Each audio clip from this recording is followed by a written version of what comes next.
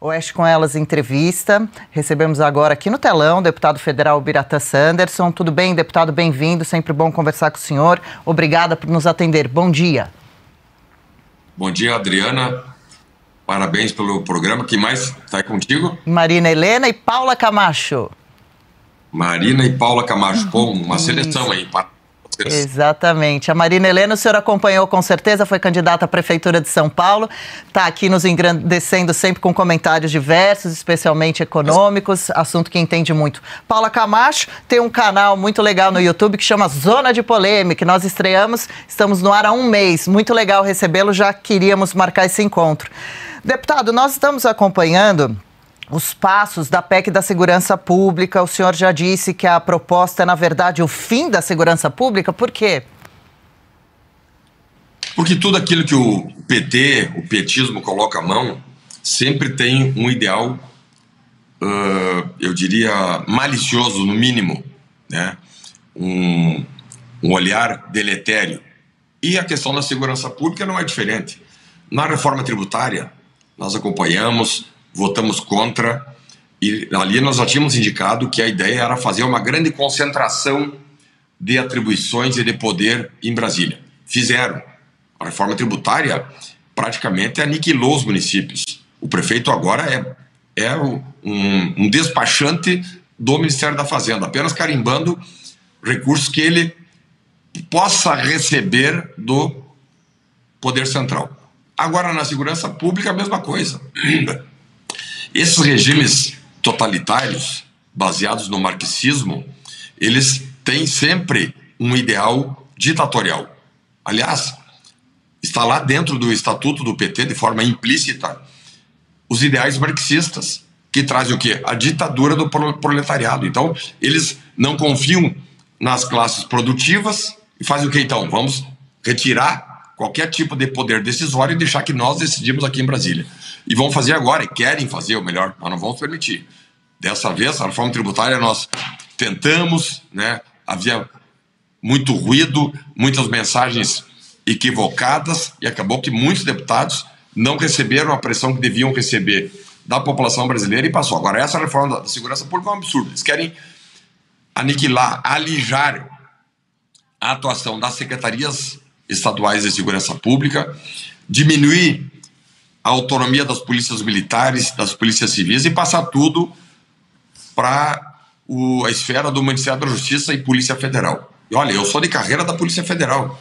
Poderia dizer assim, não, mas eu vou olhar para o meu umbigo. Não, nós temos que olhar para o país inteiro que sofre ataques nunca vistos das facções criminosas, todos os estados. Isso aí não é um privilégio do Rio de Janeiro, a dominação das facções. Todos os 27 estados enfrentam problema com as facções criminosas, que com a chegada de Lula, de Flávio Dino, de Lewandowski, na pasta da Segurança Pública e do Ministério da Justiça e Segurança Pública, eles, com discursos irresponsáveis, acabaram fazendo o que queriam, que era empoderar a criminalidade e, com discursos covardes, criminalizar a atuação das polícias. Hoje, no mundo, em todos os estados, os policiais acuados, porque sabem que vão trabalhar, mas não podem errar.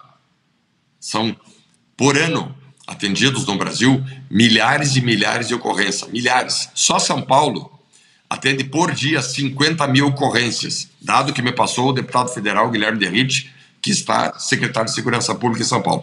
50 mil por dia só em São Paulo. Tu imagina então no Brasil. Aí a imprensa bandida pega lá uma dúzia de situações de erros profissionais. Eu cito aqui aquele caso do policial militar que arremessou um cidadão ponte abaixo. Outra lá que o outro policial militar empurrou uma senhora de idade.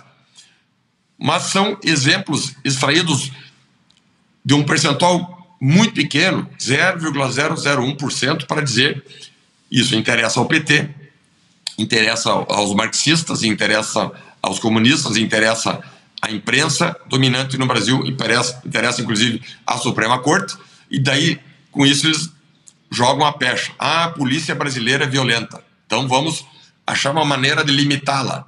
E por que eu falo isso, Adriana? Porque dentro dessa PEC além de centralizar poder em Brasília, alijando os estados, cria uma ouvidoria em cada uma das instituições policiais, ouvidoria essa cujos ouvidores não serão concursados, serão indicados politicamente pelo governo de plantão.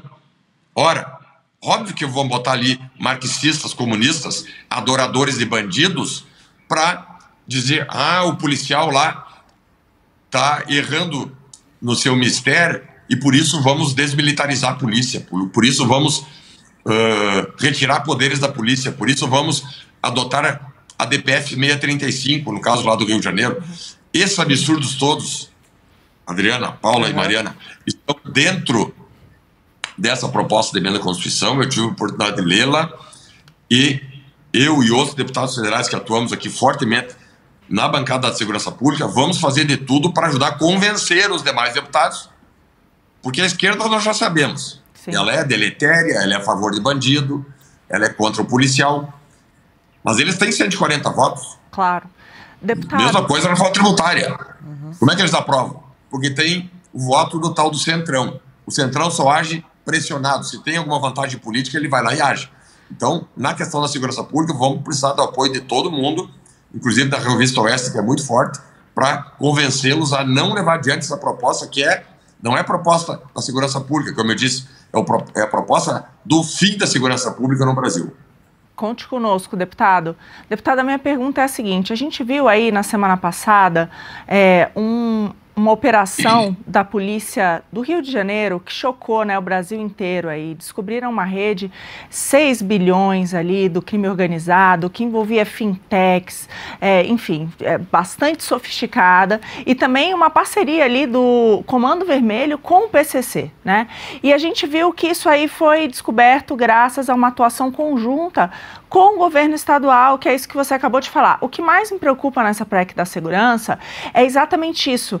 Da forma como está ali, eu queria que você me corrigisse se eu estiver errada primeiro, da forma como está ali, os governos estaduais não vão mais poder fazer essas investigações do crime organizado. Então, eles perdem esse poder que a gente tem. A gente sabe que hoje o crime organizado é o maior problema do Brasil. Não dá para dizer quem rouba celular, não é para comprar cervejinha, está numa rede do crime organizado. Hoje o crime organizado, ele lucra mais até em atividades teoricamente lícitas do que ilícitas, e lógico que eles não jogam corretamente nas atividades lícitas, né? A gente vê aí dos postos de gasolina, né? Eles adulteram combustível, eles fazem tudo isso. Então, mas eles estão infiltrados, a gente viu, infiltrados em toda uma rede financeira, né?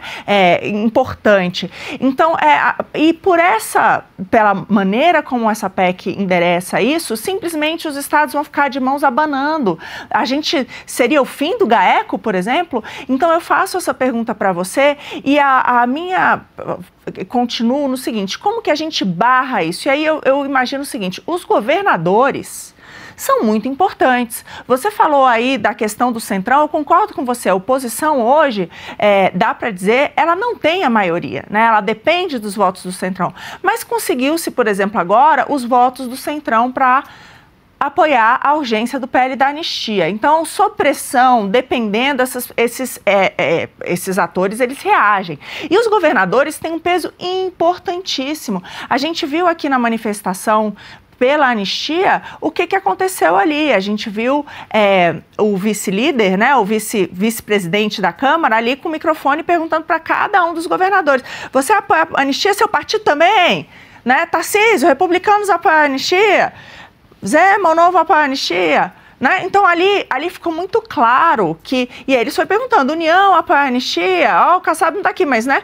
Então, eu vi aquilo ali como algo muito importante. Eu acho que virou a página em relação à anistia, de ver aquelas figuras se posicionarem. Então, a minha pergunta para você é essa: e os governadores? Cadê os governadores nessa hora? A gente precisa dos governadores falando, porque eles têm peso. E aí vamos além. Não é só o peso de estarem com a maior população do Brasil, maior poder econômico, não. Eles representam partidos, são as figuras mais importantes hoje dos seus respectivos partidos. Cadê os governadores? Parabéns pela análise. Tu disse que não é de segurança, mas conhece muito. Tem uma compreensão muito grande sobre essa rede da criminalidade que atua em vários segmentos. Eles atuam, claro, prioritariamente no tráfico de drogas e no contrabando de armas.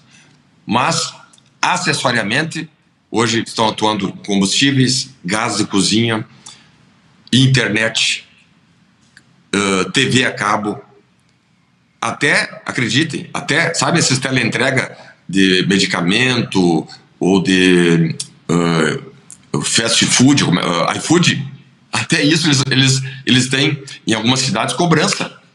Se tu não der X%, ninguém trabalha. Aí tu pega uma cidade do tamanho do Rio de Janeiro, São Paulo, Belo Horizonte, Porto Alegre, Fortaleza, como é que fica? Que democracia é essa? Democracia é coisa nenhuma. Democracia às avessas, essa democracia que nós temos no Brasil, onde as pessoas de bem têm que se esconder, têm que pagar propina para o mundo criminoso para poder trabalhar. E aí vem o petismo, o lulismo com o Lewandowski, que não entende nada de segurança pública. Esse, como ministro do STF, já foi um desastre. Aí pega um sujeito fazendo uma jogadinha ensaiada ali, o Flávio Dino, que estava lá no Ministério da Justiça, foi para dentro do STF, e o ministro do STF foi para dentro do Ministério da Justiça. Algo totalmente promíscuo. Isso aí numa república sadia jamais aconteceria. E aí não vi ninguém criticando isso. A imprensa, inclusive, aplaudiu, né? Esse canal aí do Rio de Janeiro, que eu não gosto nem de falar o nome, fazendo entrevista coletiva para anunciar essa jogadinha ensaiada, promíscua, deletéria entre Flávio Dino e Lewandowski. Um absurdo.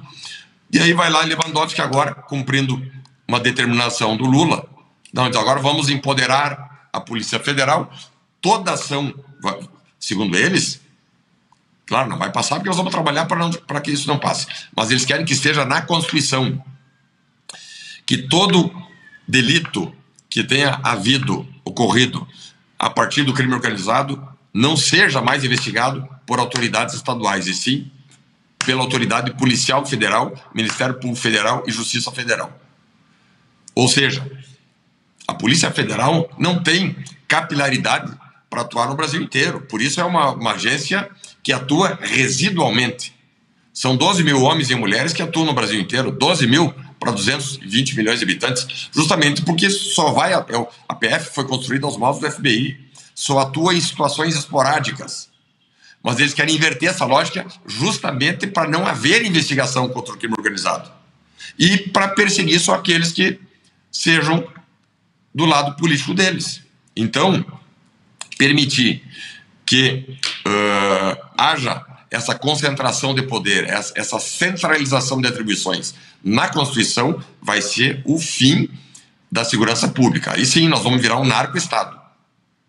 E também, além de tudo, tem um outro propósito imbricado dentro dessa proposta, que é o de criar uma espécie de Guarda Nacional Bolivariana, trocando as atribuições da Polícia Rodoviária Federal para uma polícia ostensiva de rua, de nível médio, não de nível superior, para que essa instituição cumpra ordens diretamente do ministro da Justiça.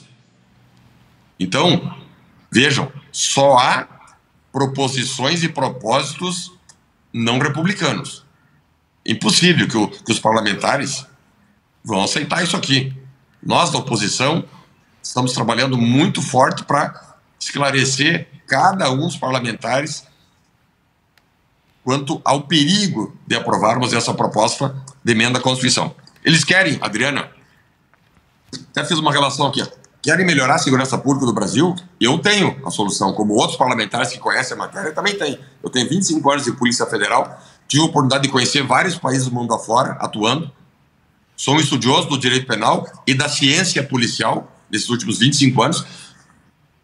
Querem melhorar? Então vamos encaminhar uma proposta de emenda à Constituição. Em primeiro lugar, diminuindo a maioridade penal no Brasil, dificultando a progressão do regime. Não pode o sujeito cometido, condenado por latrocínio, cumprir 4 anos e sair solto.